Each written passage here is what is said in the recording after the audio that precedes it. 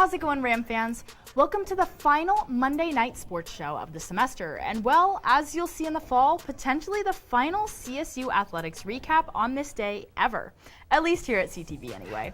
But in any event, I'm Madeline Davis. And I'm Ella Fredrickson, here to start off Dead Week the right way with some much needed updates in the world of Rams sports. From a feature on CSU softball's second annual Pride game here on campus, to Cam giving you a rundown on where our favorite Mackey Award winner ended up going on draft day and what it means for his career moving forward. And of course, how could we end off our final show of the semester without the last edition of Out of Pocket for the spring, where we'll debate for one final time. All of that and much, much more is up next on CTV Sports, which reaches the finish line starting right now.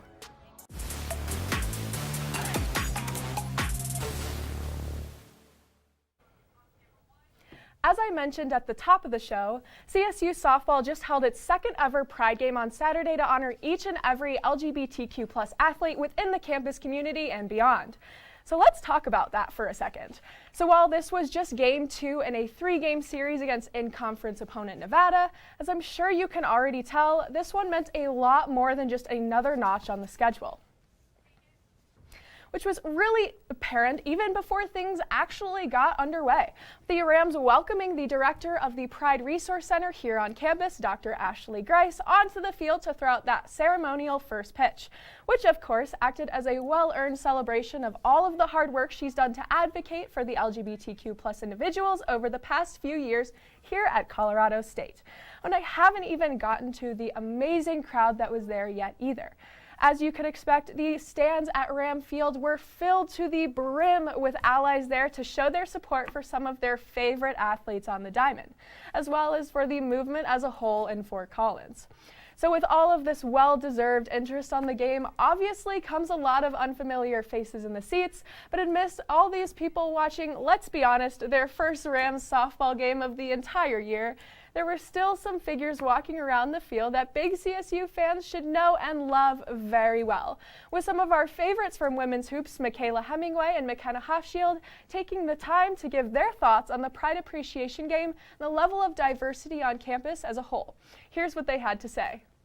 I think CSU does do a great job, and all the teams are diverse. We had 6 overseas people on our team. Yeah, I think honestly, you look at everyone on each team. Everyone's super welcoming, super supportive of everyone else. So I think CSU does a good job in that sense for sure. And with that, I admitted I could spend all day talking about how happy this is, but there was still a game left to be played. So here's how it all played out. Julia Cabral took the mound for the green and gold, and even though she gave up 5 earned runs in just 2 1/3 innings pitched, her offense was right there to back her up on this special occasion. Thanks in large part to grad student Ashley Michelena, who led the Rams in scoring by going 3 for 4 on the day while also scoring twice in the process. And on the other side, Nevada started things off strong by putting up 1 at the very start to go up 1-zip. But after the green and gold answered back with 4 in the bottom half of the inning, the tide began to shift in favor of the home team pretty quickly. So while Nevada did manage to take the lead one more time in the third, it wasn't even close to enough to close things out, with CSU's bats staying hot thanks to an RBI single from catcher Jalen McGuffin, followed by Ashley York driving in 2 right after. And when you combine this with how lights out the Rams defense was for the last 6 outs of the game, it's clear to see exactly why the final score on Saturday ended up as it did, with CSU taking yet another win on the weekend to win the series before Game 3 even got started, 9-5. And speaking of that third matchup, Colorado State finished the series on Sunday in their pink jerseys, where they showed their support for breast cancer awareness and research. Madeline, how'd that one go down? Well, Ella, I'd say, to say the least for our hometown team, they accomplished exactly what they wanted to by earning the dub against the Wolfpack to finish out the series with a sweep, with the final score of 16-9. And as you can probably tell from the score, this game was a total slugfest. Nevada was first across the plate to take an early 1-0 lead in the first, just like they did on Saturday, but like you'll come to realize as they did the whole game, the Rams responded in the best possible way, putting up their own 3 spot in the bottom of the inning to crush the hopes of the visitors early and often. After this high-flying opening frame, though, things did slow down a little bit, with neither team scoring over the next 2 innings. But after that, though, the floodgates really began to open up. I mean, Nevada put up 8, that's right, 8, to take a large 9-3 lead. But just like in the first, the Rams once again responded and put up a 7 spot of their own, including a grand slam from senior Caitlin Cook, which allowed them to regain the lead at 11-9 entering the 5th, where the Rams went on to score in every inning from there on out, while also keeping the Wolfpack at 9. And when you look at the stat sheet a little closer in this one, 6 different Rams recorded RBIs and 9 scored at least 1 run yesterday. So yeah, that offense was definitely firing on all cylinders. But on to some more numbers. CSU was once again led by sophomore Ashley York, who put up an impressive 4 hits, 4 runs, 1 walk, and 1 stolen base against the Nevada defense, while Caitlin Cook also topped the charts this time in RBIs with 5 on 2 hits. And to close things out on the mound, junior Danielle Cerna recorded the win in relief after pitching for 3 1/3 on 73 pitches. So, needless to say, the Rams were pretty happy with their performance over the weekend, especially from the bottom half of the lineup, with Cook saying, "The top of our lineup has been killing it all season and really allowing us to have pressure on the bases every inning. It's nice for the bottom half to help out and show teams top to bottom that we're a threat." After this weekend sweep, the Rams now improve their record to 17-23 and 8-10 in Mountain West play, which they'll enjoy for a few days until they head out to Vegas to take on the UNLV Rebels, starting on Friday, where they desperately hope that they can finally be able to find some road success within the Mountain West this year. Madeline, honestly, this weekend could not have been more perfect for CSU softball. Nice weather, good causes, 3 wins, and the last game's at home to keep in mind for that too. That's incredible. I know, so fun. And the fact that they had several blowouts as well, I really feel like that's just what they need to keep pushing this team in the right direction coming into the end of the season. I mean, watching that run roll on Friday was really fun. I bet. Oh yeah, I would have loved to be there. Everyone stepped up to the plate and it was just really fun to see. And while it was an incredible weekend for softball, the big news doesn't stop there. Some major conference action went down over the weekend, but this time it was in men's golf, where they just wrapped up the competition at the Mountain West Championships up in Bremerton, Washington. And to start things with the first day of action, the Green and Gold got off to a strong showing on Friday thanks to a really great team effort, where their first 4 out there on the grass earned great scores of a par or better, which naturally led to an 8 under 280 and a 2-shot lead going into day 2. Thanks to CSU junior Connor Jones, who dug deep for a mark of 5 under 67 that was actually tied for first entering Saturday with Nevada's Trey Davis. And of course, how could I forget about senior Davis Bryant, who wasn't too far behind with a bogey and 2 under 70 score of his own. So to round out the first day of play and enter on a high note on Saturday, But before we get that second day of action, you should listen to what Rams head coach Christian Newton had to say about this team's start, saying, "The guys had a heck of a start to the weekend. I'm very proud of their effort. Tomorrow, the conditions are going to be tough, and we've experienced that already this year, so we should be ready. We look forward to what the rest of the weekend brings."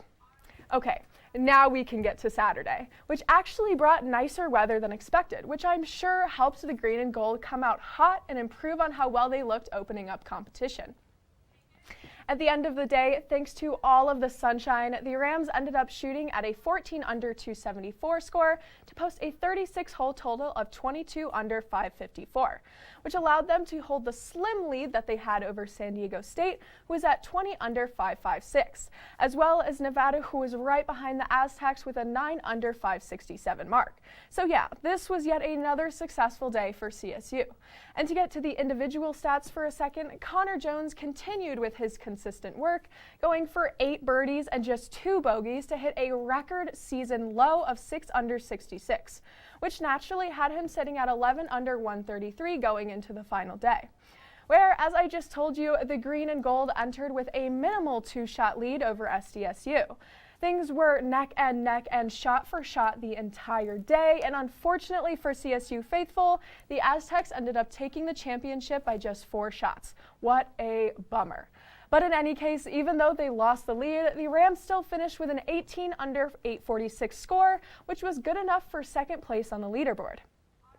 And to close things out, we have to talk about Connor just one more time, as he went 1 under on the front 9, but was forced to overcome a slight stumble on his back half. But thanks to a birdie on the 17th hole and par on the 18th, he was able to earn medalist honors by just 1 shot over Hugo Townsend from Boise State. Wow, what a performance and what a close race for that top Mountain West spot. And in any event, with the win, Connor now has his first collegiate win ever at CSU, where he joins greats like Martin Laird and Ryan Peterson as the other 2 Rams who have captured this title over the years. After all this, up next for CSU's men's golf is hopefully the NCAA Men's Golf Regional Tournament, which, if they make it in, starts in just a couple weeks. Let's hope this performance out in Washington was enough to earn them a spot in this competition. And now, jumping from the green and onto the track, the Rams were out in Fresno, California to compete in the Fresno State Invitational, where they had a very successful weekend against some in-conference competition. Thanks to, for the most part, the 21 personal records that were shattered over the course of 2 days, including both the men and women capturing school records in the 4x400 meter relay race, where the women won theirs with a time of 3:36.42, which was good enough to shave 2.49 seconds off the previous school record, which was only set back in 2019, so not even that long ago. Oh, and the men also made up some seconds as well, breaking their 4x4 record from back in 2014 with a time of 3:08.87, which was good enough for the number 2 spot in the meet's overall standings.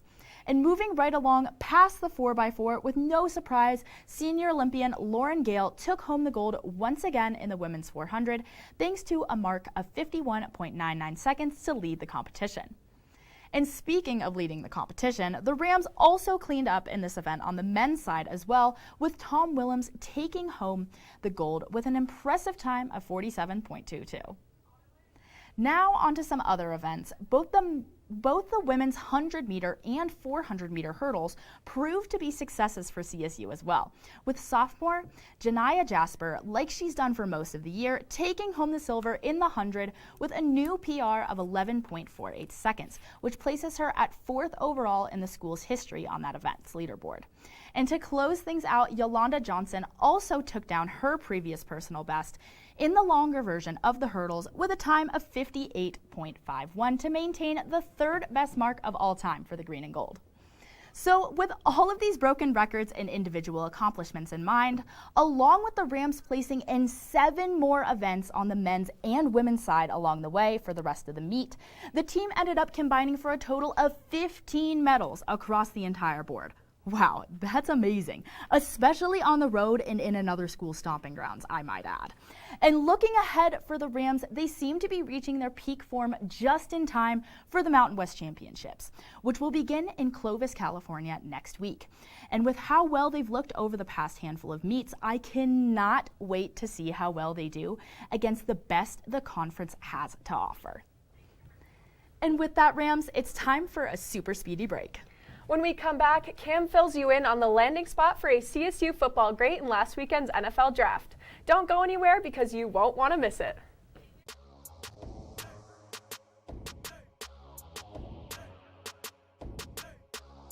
Hey Bobo, do trees tell each other stories? I'm sorry, I'm afraid I don't know that. Hey, why don't we go find out? Listen. Do clouds take naps? I couldn't tell you. Dad, do stars visit their friends? Look!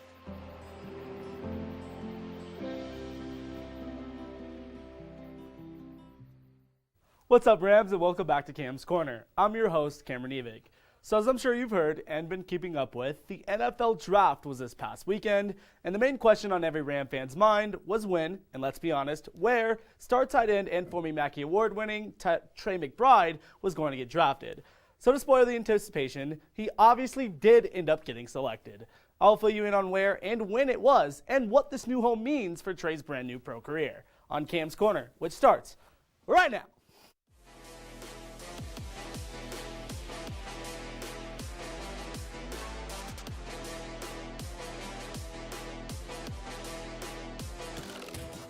So like I said at the top, Trey's name of course got called in the 2022 NFL Draft, but surprisingly to everyone here in FOCO, it actually wasn't on Thursday during the first round, where many, including myself, thought he'd land. But instead, midway through the second, where a certain team from the NFC West picked him up. But before we get to that, let's get to where I thought the big man should have gone throughout the pre-draft process. Now originally when I was thinking about a good fit for Trey, I mentioned teams like the Jets, Bengals, and Chargers as good landing spots for the big man from Fort Morgan, but one place I didn't mention or expect him to go at all is down to the desert in Arizona, which is where, yes, if you weren't able to guess, he ended up going. Let's see his reaction to being drafted as well as his first conversation with his new head coach, Cliff Kingsbury, before I get into my fit for number 85.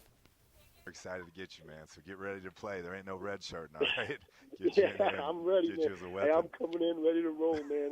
I love Arizona. I just trained there in Phoenix. It's the best. Man. Hey, so you got I fell drafted. in love with that damn place. You got drafted to football paradise, man. Trust me. Let's go, baby. You can't beat it go, out man. here. Thank you so much. Of Thank course. You so Congrats, much. man. Y'all have fun. Yes, sir. All Thank right. you so Take much, care. Coach. Excited Bye. to see you. Yep. Now, whether you like the Cards or not, someone's dream finally coming true is pretty cool stuff. But now let's get into the breakdown. So as I mentioned earlier, the 6'4", 46-pound tight end, was drafted in the second round, number 55 overall, to the Arizona Cardinals. And it's pretty safe to say that him and his family were ecstatic about the CSU legend being able to start his career with an offense filled with guys like Kyler Murray, Deandre Hopkins, and fellow tight end Zach Ertz, who is a 3-time Pro Bowler and has a game-winning Super Bowl catch to his name. And he also just signed a 3-year, $31 million contract to stay in Glendale. So, as you can guess, picking the best tight end on the board when you just extended a top 10 tight end in the league is pretty strange to me. But the fact that Trey is so versatile in the run and pass game makes this pick a good one for any team that needs help in the receiving and an extra blocker on the line, especially after the squad just lost wideout Christian Kirk to their receiving room. Trey's ability to excel as a receiver and run after the catch helps fill that role. And side note for a sec, the Jaguars gave Christian Kirk a 4-year, $72 million contract to completely reset the wideout market. There's no shot he's worth that. But in any event, McBride also opens the door for the Cards to run more 2 tight end sets, and with debatably the most mobile quarterback in the NFL and a running back in James Conner, who was coming off a 15-touchdown season last year in what was a split backfield, Trey could see a lot of time in his rookie year. Also, don't forget that number 85 spent his last year in college with a quarterback that was also very mobile. But the difference between Todd Centeio and Kyler Murray is obvious. Trey should fit right into a system that the Cards run, considering it's a lot like what Steve Addazio was doing with the run-first mentality and the bootlegs with mobile quarterbacks. So yeah, at first I was a bit disappointed with the selection because the Cardinals already have a solid tight end in Zach Ertz. But the more I think about it, the better I feel that Trey can still produce at a pro level in that spot. Also, some huge news that we got this morning is that star wideout Deandre Hopkins will be facing a 6-game suspension to start next year, which obviously opens the door even more for Trey to get some playing time in. Well, Rams, that's all the time I got for you tonight. So stick around for Out of Pocket, which is right after this.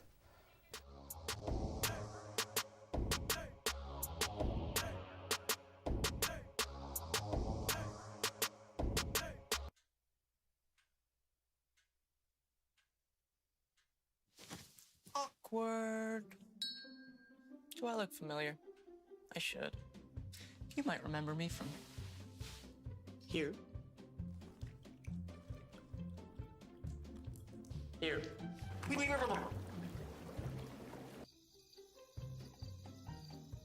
maybe even hear. But an awkward silence can be a great thing. It can actually be a perfect moment to reach out to a friend and ask if they're okay if they seem down. It doesn't matter how you say it. You all right? Everything's okay? All G? You all right, girl? Oh, you cool? You bugging dog. Just show you're there for them. Go on, Kelly. Seize the awkward.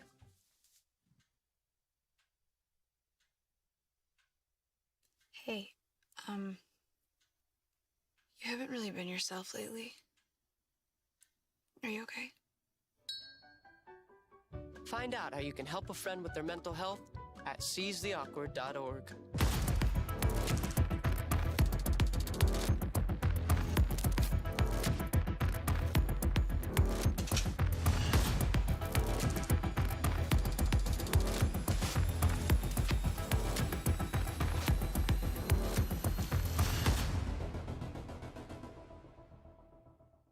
What's up, Ram fans? Welcome back from the break and to, yes, yet another week of Out of Pocket. You guys already know how this works, so let's just get into the question. Today, Madeline has wanted to discuss this one for a while, so we are going to be talking about whether individual sports are harder than team sports. So I want to know what you guys think before I give my opinion. So I feel like I kind of have strong feelings. I'm probably a little biased. I will say I grew up as an athlete, but I have never participated in a team sport. I have never been on a team. And so I only have the individual sport kind of mindset. But I do personally believe that individual sports are harder than team sports. And here's why I say that. Here's why I say that. One, because yes, team sports are mental, but nothing compared to what it is in individual sports. Individual sports, you literally, if you're having a bad day, sucks for you. It's not like in team sports where, you know, if you get injured or if you're not playing your best, you know, someone can sub in for you and the team can still perform well. In an individual sport, if you're not playing well, you're literally screwed. You have no chance, and it messes with the mind so much. And also, individual sports do typically tend to be pretty high impact sports as well, which just shows like a physical thing. Like tennis? No, tennis actually is a very high impact sport. And tennis is an interesting one. Tennis is an interesting sport because it's one of the few individual sports that is actually directly affected by what your opponent does. Whereas a lot of individual sports are just on you.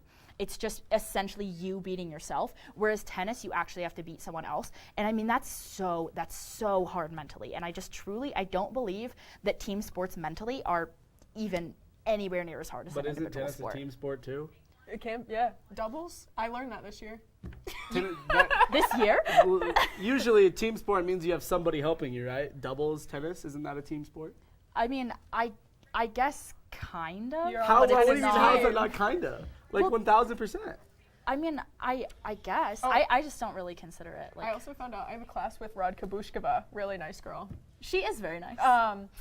I was going to agree with you, Madeline, and then you started to go on in uncharted territory for me. I grew up on all team sports, basketball and softball, and I agree that, you know, when you're having a bad day, there's always going to be somewhere to back you up, and you have a team that can pick up for that slack sometimes. But at the same time, I don't know if I necessarily agree with the mental aspect of it. Because if a team has one leader who is mentally not on their game, take David Roddy, for example, when he's having a bad game, the rest of the team falls flat completely. So the rest of the team can absolutely feed off someone's energy, and that can ruin the whole competition. So when you're on your own, you can pick yourself back up, and nobody else relies on how you're feeling, and that's just you. But with teams, you all have to rely on each other's energy. That's a team problem. Yeah, and that's an individual problem. That's like, no, it's an individual problem within the team, is what I'm saying. Is like, that's their own problem. Within that team, there's so many individuals that you have to deal with that it makes it difficult to mesh all the personalities well and get the team on the same page. If one person's off, if your captain's off for a day, who's going to be that person to step up? That's something you have to figure out. If you're having individual issues in an individual sport, it's not like, there's something else that's going wrong. No, you need to fix it within yourself. Trying to help other people in a team aspect is difficult because you have so many teammates in a lot of these sports. One teammate can ruin the whole vibe for a whole season. I've been on several teams in my life, and I've never been in an individual sport, so I might be biased, like you are with individual ones. But there's been many a times where you just have a teammate that won't lock in. He or she or they will not get in the right mindset that they need to be in to be on a good team. So honestly, for me, I don't know if this is a great conversation just because I've never been on an individual team. You've never been on a sport. If we had somebody here that's been doing both, that would be great. Sorry, you've never been on an individual. You've never been on a team sport. Excuse me. If we had somebody here that was both, it would be great. But we're just gonna keep arguing about this because we have our perspective sides that we've been on. It's such a big bias. I don't even know if I can argue it. Team sports are just better. I don't know. I used to bowl for fun when I was in middle school, and that is an individual sport. I would say when I was having a bad bowling day, I would so much rather have one of those days than a bad team day. And when you mess up on a team, you let your whole team down. Yeah. That's definitely a factor that I have thought about, is that, like on a team, that's why I don't like playing doubles, is because when I mess up for somebody else and not just myself. Right. But also at the same time, it is so unbelievably hard to have literally all the pressure be put on you. In an individual sport, all the pressure is on you. And also keep in mind, a lot of individual sports are judged sports. Yeah. And imagine how mentally ruining that is, to just literally be out there, and it's not even what you do, it's what other people perceive you to do. True. That is how you do. And so I just truly do think that individual sports are they're more difficult. Okay, I have a question for you. Would you consider gymnastics more of a team sport or an individual sport? That's an individual sport. An individual sport. Yes. And that is the one sport I would say I agree gymnastics is harder than any team sport I can think of. That is the one I will agree with wholeheartedly. No, I think that gymnastics is an individual sport. You talk about being judged, and obviously there's not really judges in team sports, but referees are in that same area. Yes, they can ruin your whole mental for a team game, and especially when you get one bad call or one bad thing go wrong, you have to be there for your team, and you have to be able to get over that hurdle of maybe the referee not doing his job in the way that you think he should be doing it. So honestly, I think that they're both very difficult. They both have their own aspects of how they should be done, how they should be ran. Mm-hmm. In my head, I just don't know if you can compare them besides the fact that they're both sports, that all of it's sports combined. And I love sports, and I think it's all positive no matter if you play an individual or a team one. Yeah, I mean, I think that at the end of the day, there's no right answer to this question, but it's still fun to debate. Absolutely. I think it's kind of an agree to disagree, but mostly agree on that last note there. Absolutely. But Rams, that is all the sports news we've got for you tonight. Make sure to tune in tomorrow for the final Right Now with Ren of the semester. Thank you all so much for following along with us throughout every little thing that went down this spring, from a March Madness appearance for men's hoops to Rams tennis having quite possibly their best season ever. So from all of us here at CTV Sports, we hope you have a wonderful summer and a great night. We'll be back right here in the fall. Bye-bye.